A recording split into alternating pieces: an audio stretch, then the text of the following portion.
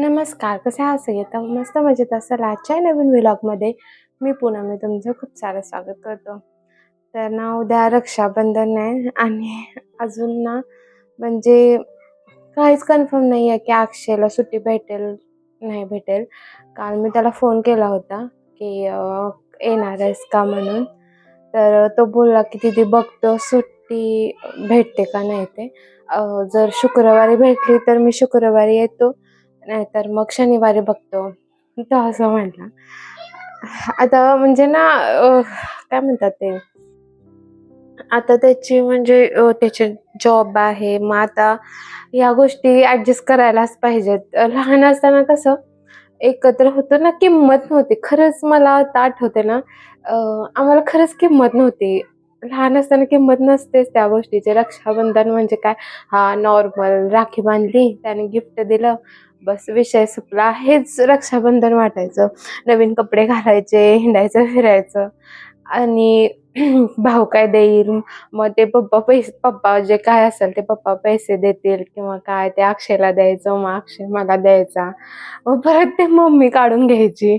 असं हे लहानपण होतं आणि आता असं वाटतं ना, की गिफ्ट नको पण ॲटलीस्ट राखी तरी बांधायला भेटली पाहिजे असं. म्हणजे आता असं रक्षाबंधनचं महत्त्व ना आता समजते, की भाऊ जवळ असणं ना किती महत्त्वाचं आहे. आणि त्यात काय झालं, आज आज नाही म्हणजे कालच काय झालं, इथे सगळ्यांचा विषय चाललाय ना, की हां, बाबा आता रक्षाबंधन आहे, भावाला राखी बांधायची असं. तर हिने मेहंदी पण काढली. मगाशी दुपारी हट्ट केला, मला मेहंदी काढ, मेहंदी काढ म्हणून. आता धुवायला गेली. तर मग ना सगळ्यांचं म्हणजे असं चाललं ना, की उद्या म्हणजे राखी बांधायची आहे, गिफ्ट काय आणायचं असं तसं सगळ्यांच्या मम्म्यांचे विषय चाललेले. आणि नेमकं मी काल ना खाली गेलो नाही. मी घरीच थांबलो होतो. थोडंसं बरं वाटत होतं काल जरा. मग तरी खाली गेली होती. मग त्यांचं सगळ्यांचं ऐकून ना त्या एका दीदीला ती म्हणते, "आता आंटी मी कुणाला राखी बांधायची?" असं तसं. मग ती मला सांगत होती. तिला पण असं म्हणजे कसं तर वाटलं ना, की अनया अशी बोलते म्हणून. मग हां. मग ती म्हणली, की "काही नाही, तू माझ्या मुलग्याला शिवायला राखी बांध." मग तीच आता आमचा जो शिव आहे ना, त्याचं पण ना शिव आणि तो ज्याला ती म्हणली ना शिवा आहे असं. नाव थोडं सेम असल्यामुळे अनयाला वाटायला लागलं, की आपला शिव का नाही येणार?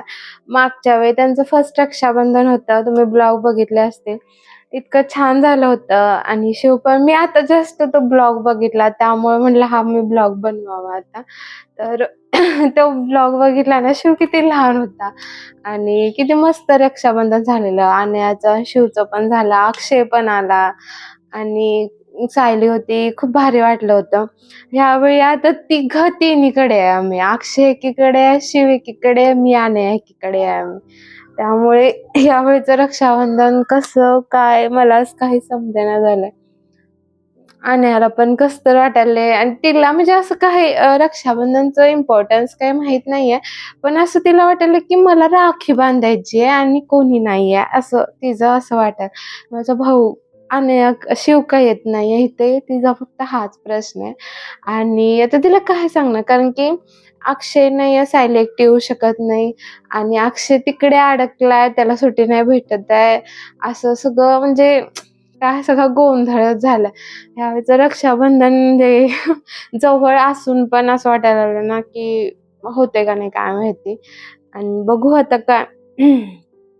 त्यात अनयाचं असं चाललंय, की मी कुणाला राखी मी तिला म्हटलं, "तू पप्पाला राखी बांध." पप्पाला तर कुठे बहीण आहे म्हटलं. तर ती म्हणली, "ठीक आहे." मग तिचं काय, की मला गिफ्ट पाहिजे पप्पाकडून. मग पप्पाला मी म्हटलं तिच्या, की "काहीतरी गिफ्ट आण तिच्यासाठी." तर म्हणतो, "हिच्यासाठी आता काय गिफ्ट आणू?" मी म्हटलं, "आण काहीतरी आता ती राखी बांधेल, मग तिला काहीतरी दे." म्हणलं, "तिला छान वाटेल." कारण की म्हणजे आता सगळ्यांचा विषय होणारच ना आता. आता ही खेळायला गेली, आता तिथं खाली खेळायला गेल्यावर मुला-मुलांचे विषय होतात ना, की मला हे गिफ्ट भेटलं, ते गिफ्ट भेटलं, उद्या हे आहे, उद्या मी तो ड्रेस घालणार, असे विषय होतातच मुलांचे. मग म्हटलं सगळे सांगतील, मग ती काय सांगेल त्या. म्हटलं तिच्यासाठी काहीतरी गिफ्ट आण आणि नेमकं उद्या अन्याच्या पप्पाचं थोडंसं म्हणजे जास्तच काम असणार आहे, त्यामुळे त्याला उद्या टाईम भेटतो का नाही हेही माहीत नाहीये. असा सगळा गोंधळ आहे. बघू उद्याचं रक्षाबंधन कसं होतं. मागचा रक्षाबंधनचा मी आता ब्लॉग बघितला. मला इतकं इमोशनल झालं ना आता, की कसं तो म्हणजे किती पटकन वेळ निघून जाते. मागच्या वर्षी आम्ही इतकं हसत-खेळत सोबत होतो आणि आता 3 टाकली 3 जागी आहेत. कोणीच म्हणजे आता आण्याचं रक्षाबंधन होऊ शकते कारण अक्षय आला तर मी घरी गेलो तर परत प्रॉब्लेम होईल आणि त्यामुळे मला घरी पण जाता येत नाहीये आणि अक्षय पण आता ड्युटीवर आहे, तर मला तिथं पण जाणं पॉसिबल नाहीये. तिथं जाणं आता कसं म्हणजे तिथले रूल्स माहीत नाहीत आपल्याला आणि अलाउड असतं नसतं तेही माहीत नाही. कसं तिथं ॲडजस्ट होणार? हा सगळा प्रॉब्लेम आहे. तो म्हटलाय मला, "दीदी मी ट्राय करतो, येतो." बघू तरी मी हे म्हटलं, की भले त्याला जमू दे, नाही जमू दे आणि नेमकं मी काय केलं, मी सगळ्यांच्या राख्या पाठवल्या आणि ह्याचीच नाही राखी पाठवली. कारण की मला वाटलेलं, की इथल्या इथं त्याला होईल ॲडजस्ट. रक्षाबंधनची सुट्टी असेल, तर त्याला सुट्टीच नाही आहे रक्षाबंधनची. त्यामुळे त्याचीच राखी राहिली पाठवायची. बघू जर तो आला 1-2 दिवसात, भलेही दुसऱ्या दिवशी येऊ दे, पण आला तर त्याला बांधीन. बाकीच्यांच्या मी सगळ्यांच्या राख्या मला वाटतं पोहोचल्या सुद्धा. 2-3 दिवसामध्येच पोहोचून गेल्या त्यांच्या राख्या. ऑनलाईन तरी ओवाळायचं म्हणते मी. आणायला पण उद्या काय करेन, पटकन तयार करून शिवला ओवाळायला लावेन. कारण शिवची पण राखी मी पाठवून दिली. तर ती पण राखी पोहोचली आहे. आणि आता कसं मागच्या वर्षी कसं शिव लहान होता म्हणजे त्याला इतकं कळत नव्हतं 7-8 महिन्याचाच होता. आता थोडासा कळता झाला. पण आगाऊ इतका झालाय ना, की बस दोघं एवढी भांडतात आणि दोघांना एकमेकांशिवाय करमत पण नाही हां. जसं म्हणजे अक्षय आणि मी आहे ना सेम म्हणजे आमचं बालपण मला त्या दोघांमध्ये दिसतं. एवढं दोघं आहेत म्हणजे आता घरी गेलो ना आम्ही आता शिव आणि अनन्या काय सारखे भेटतच नाहीत. मला वाटते 5-6 महिन्यांनी एकदा, दोनदा असं आणि किती 4-5 दिवसासाठी असं. पण तरी पण ना अनया म्हणजे शिव अनयाला ओळखतो आता. जसं जरी व्हिडिओ कॉल केला ना, तो माझ्याकडे नाही बघत, पण हिच्याकडे बघून ॲटलीस्ट हसतो तरी आणि ही काहीतरी करायला लागली तरी म्हणजे त्याला ही डान्स करून दाखवते तर हसतो वगैरे. पण तो माझ्याकडे अजिबात बघत नाही. काय माहिती का? आणि हं. आणि अनयाच्या पप्पाकडे पण म्हणजे बघतो तसा, पण माझ्याकडेच तो का नाही बघत काय माहिती. आता बघू गेल्यावर कारण मी त्याला लय चावते त्यामुळे पण असेल कदाचित. तर आता हिला ओळखतो तसा आणि घरी गेलो तरी ना ही म्हणजे दोघांना एकच वस्तू पाहिजे असते. त्याला कसं गाड्यांचा शौक आहे. छोट्या-छोट्या गाड्यांबरोबर खेळत असतो. पण त्याचं कसं आहे, की हिनं काय घेतलं ना त्याला तेच पाहिजे असतं आणि हिला पण तेच पाहिजे असतं. दोघांची भांडणं त्यासाठी होतात आणि सकाळी म्हणजे ही झोपली असेल आणि तो उठून आला, तर ही झोपली असेल ना, तर तिची केस ओढायची, तिला उठवायचं असं त्याचं रुटीन असतं घरी गेल्यानंतर.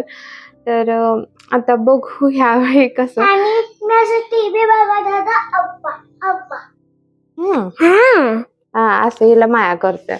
तर बघू आता ह्यावेळेला घरी गेल्यावर कसं म्हणजे गणपतीला चाललंय आमचं जायचं. पण ते बघू गेल्यावर कसं करतो आम्हाला. मला म्हणजे ओळखतो तसं, असं नाही की इतक्या दिवसांनी जातो पण ओळखत नाही. पण ओळखतो चांगलं. पण आता बघू आणि ह्यावेळेचं रक्षाबंधनचं असंच थोडंसं इमोशनल वाटलं म्हणून म्हटलं तुमच्याशी शेअर करावं.